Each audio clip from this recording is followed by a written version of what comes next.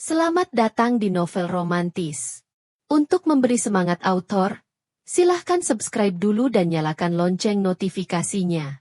Gairah Lia Sugar Baby, bab pertama. Sambil tersenyum sensual, Mara terus bergerak naik turun di atas seorang lelaki yang kini hanya berbaring pasrah di bawah kuasanya. Mara sengaja menampilkan wajah semenggoda mungkin untuk memancing gairah pria yang saat ini sedang ia tunggangi. Malam ini akan Mara berikan servis terbaiknya, sebagai salam perpisahan sebelum ia pergi nanti. Malam ini ia yang seutuhnya memimpin pendakian nikmat, hingga entah berapa kali sampai di puncak yang berhasil mereka raih. Wajah keduanya tampak sangat kelelahan, tapi ada kepuasan juga di sana. Tidur, sayang. Bisik suara berat pria yang mungkin saja nanti akan Mara rindukan. Akhirnya Mara menurut. Ia masuk ke dalam dekapan hangat pria yang baru saja berbagi kenikmatan dengannya. Untuk terakhir kalinya, ia akan merekam dalam ingatannya wajah laki-laki yang sudah memberikan banyak perubahan untuk hidupnya. Setelah mendengar dengkuran halus yang berasal dari lelaki di sebelahnya, Mara bangkit menyimpan surat yang sengaja ia siapkan di atas nakas. Mara jepit surat tersebut menggunakan ponsel pemberian pria yang kini sudah tertidur nyenyak di atas kasur. Terima kasih sudah kasih aku kehidupan yang nyaman. Setelah ini semoga kita bisa bahagia dengan kehidupan kita masing-masing. Ara. Hari ini seperti kehidupan baru untuk Mara. Salah satu cita-citanya untuk mendapatkan pekerjaan yang lebih layak akhirnya tercapai juga. Mara bersiap memulai kehidupan yang lebih baik lagi untuknya. Pertama lo harus datang pagi. Siapin kopi untuk Pak Vano. Mara dengan serius mendengarkan, bahkan mencatat apa saja tugasnya, sebagai seorang sekretaris kedua dari seorang direktur utama di perusahaan tempatnya bekerja. Setelah menerima ijazah kelulusannya, Mara langsung menyebar banyak lamaran pekerjaan. Namun, tak ada satupun dari lamaran yang ia sebar mendapatkan hasil. Beruntungnya ada Pamela, teman semasa kuliahnya itu menawarkan pekerjaan dengan posisi yang bagus. Nepotisme memang karena Mara memakai orang dalam. Tapi jika tidak seperti itu entah sampai kapan lagi Mara akan menganggur. Itu dia Pak Vano udah datang, bisik Pamela. Segera saja Mara bersiap.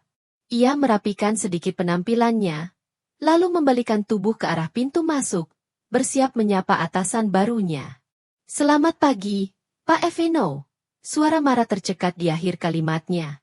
Matanya bahkan sampai membola saat melihat sosok tinggi besar yang kini berdiri tak jauh darinya. Untuk beberapa detik Mara bahkan sampai lupa caranya bernafas. Namun sepertinya bukan hanya Mara yang terkejut. Mara melihat pria itu sama terkejutnya tapi bisa sukses mengendalikan wajahnya agar bisa tetap tenang. Tanpa sadar Mara menelan ludahnya sendiri saat melihat sebuah seringai muncul dari wajah pria itu. Kini dalam hati Mara tak berhenti mengumpat. Bagaimana bisa laki-laki itu ada di sini? Jangan bilang mantan sugar daddy-nya adalah bos barunya. Jika benar sungguh sial sekali nasibnya. Ini asisten yang Bapak minta, ucap Pamela dengan sopan. Mara, Bapak bisa panggil Mara, tambah Pamela. Ia memperkenalkan Mara yang masih diam karena belum pulih dari rasa kagetnya. Menyadari Mara hanya diam, Pamela menyenggol pelan tangan Mara yang berdiri tepat di sampingnya. Ia memberi isyarat pada temannya itu untuk segera menyapa atasan mereka. Mara yang mencoba kembali menguasai dirinya berdehem pelan. Tenggorokannya mendadak terasa kering. Selamat pagi, Pak. Sapa Mara, membungkukkan sedikit tubuhnya untuk memberi hormat sambil memaksakan sebuah senyuman. Suara Mara terdengar sedikit bergetar. Entah kenapa ia mendadak diliputi rasa gugup. Apalagi saat menyadari, jika bos barunya itu hanya memberikan tatapan datar kepadanya. Setelah memindai sekilas tubuh Mara, Vano hanya memberikan anggukan singkat. Setelahnya tanpa kata pria itu melangkah masuk begitu saja ke dalam ruangannya. Saat Vano melangkah melewatinya, Mara bisa melihat seriangaian licik yang pria itu tunjukkan padanya. Dalam hati Mara hanya bisa kembali mengumpat. Ia seperti keledai bodoh.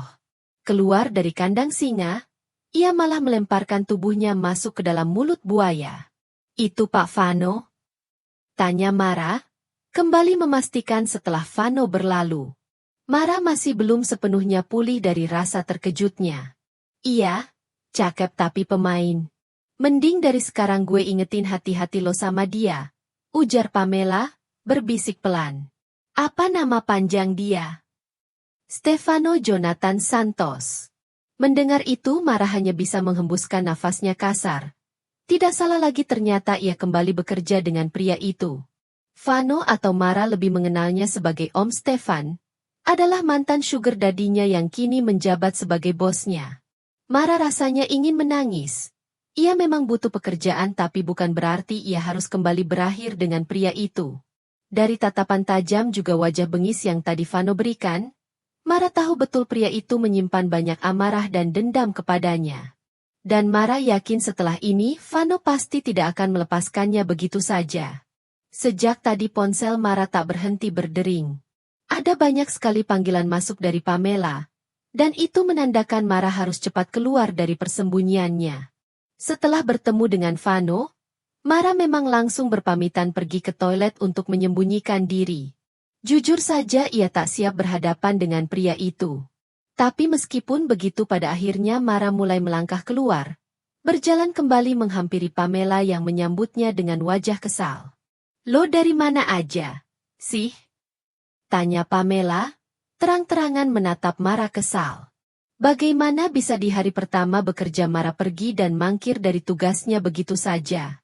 Sorry, perut gue sakit, balas Mara beralasan. Lo dicariin Pak Vano. Sana masuk, sekalian bawa ini. Perintah Pamela, sambil menyerahkan sebuah map berwarna biru yang Mara terima dengan tangan sedikit bergetar. Sambil mendekap map tersebut Mara berjalan masuk. Dada Mara berdebar tak karuan.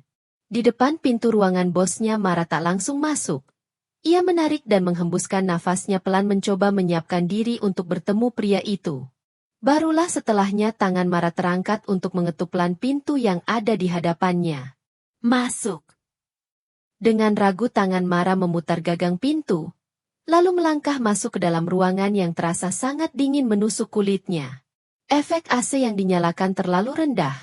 Atau mungkin karena tatapan datar dari seorang pria yang duduk di balik meja kerjanya. Maaf Pak tadi saya. Belum selesai Mara bicara, Vano segera menyela sambil melemparkan dengan kasar sebuah kotak yang di dalamnya terdapat barang-barang yang Mara kenali. Apa maksudnya ini? Tanya Vano dengan suara dingin. Di depannya terdapat barang-barang yang terakhir kali Mara tinggalkan di kamar apartemen, termasuk sebuah surat berisi pesan singkat jika wanita di hadapannya kini menyudahi secara sepihak perjanjian mereka. Pantas malam itu kamu kasih om servis terbaik kamu. Ucap Vano dengan seringai licik yang ada di wajahnya. Pria itu bangkit bersandar pada meja sambil melipat tangannya di dada. Tapi, om tidak pernah puas dengan tubuh kamu, Amara. Vano mengucapkannya dengan suara rendah tapi bisa membuat tubuh Mara seketika meremang hebat. Sejak awal, Mara memperkenalkan dirinya kepada Vano sebagai Ara, sama seperti pria itu yang ingin dipanggil sebagai Stefan. Dan baru kali ini ia mendengar Vano mengucapkan langsung nama lengkapnya. Melihat Vano mulai bergerak mendekatinya, Mara langsung mengambil ancang-ancang mundur, mencoba waspada dari pria itu. Jangan macam-macam. Mara bergerak mundur, menjauh dari jangkauan Vano yang coba menariknya mendekat. Besok saya resign, ucap Mara dengan suara bergetar. Tak lama dahi Mara mengkerut heran melihat Vano yang malah mengeluarkan tawa puasnya. Kamu nggak baca kontrak kerjanya? Tanya Vano, berdehem pelan setelah berhasil meredakan tawanya. Mendengar itu dengan ragu, Mara menggelengkan kepalanya pelan. Saking bahagianya bisa diterima bekerja, Mara memang hanya membacanya sekilas dan langsung menandatangani kontrak kerjanya. Di sana tertera kalau kamu keluar akan ada penalti 300 juta. Kecuali om sendiri yang pecat kamu, sayang. Jelas Vano tak lupa senyum liciknya. Hah? Dan, kamu baru bisa ajukan resign setelah 1 tahun bekerja. Terang-terangan Vano memberikan seringai puasnya. Melihat Mara tampak tak bisa menutupi wajah terkejutnya. Kali ini Vano pastikan Mara tak akan bisa lepas begitu saja darinya. Sejak keluar dari ruangan Vano wajah Mara tampak sangat lesu. Wanita itu seolah kehilangan semangat hidup. Atau lebih tepatnya memang tak memiliki lagi semangat untuk menjalani harinya sebab ia merasa terjebak. Hari ini Mara kira akan menjadi awal yang baru untuk hidupnya. Tapi siapa sangka, ia malah bertemu kembali dengan pria yang sengaja ingin ia buang dari hidupnya. Apalagi dengan adanya kontrak itu, tentu Mara tak memiliki uang sebanyak itu untuk membayar dendanya. Maka mau tak mau 1 tahun ke depan ia harus bertahan di tempat ini. Atau kalau tidak ia harus mencari masalah agar Vano sendiri yang langsung memecatnya. Sepertinya itu bukan ide yang buruk. Dari sekarang, Mara harus mulai memikirkan kira-kira kekacauan apa yang harus ia buat, agar Vano tak segan untuk langsung memecatnya. Bukannya tidak bersyukur, tapi demi ketenangan dirinya, Mara lebih baik keluar dari tempat ini. Jika tidak entah hal apa yang akan Vano lakukan kepadanya. Kini Mara sedang bersiap menemani Vano pergi meeting di sebuah restoran terkenal yang terletak di sebuah hotel. Pamela sudah lebih dulu pergi, sedangkan Mara sendiri harus pergi bersama Vano. Mara meraih sebuah tab yang sudah Pamela siapkan untuknya kemudian meraih tas bahu miliknya. Setelahnya Mara mulai bangkit berjalan menghampiri ruangan Vano. Tangannya baru saja terulur untuk mengetuk pintu.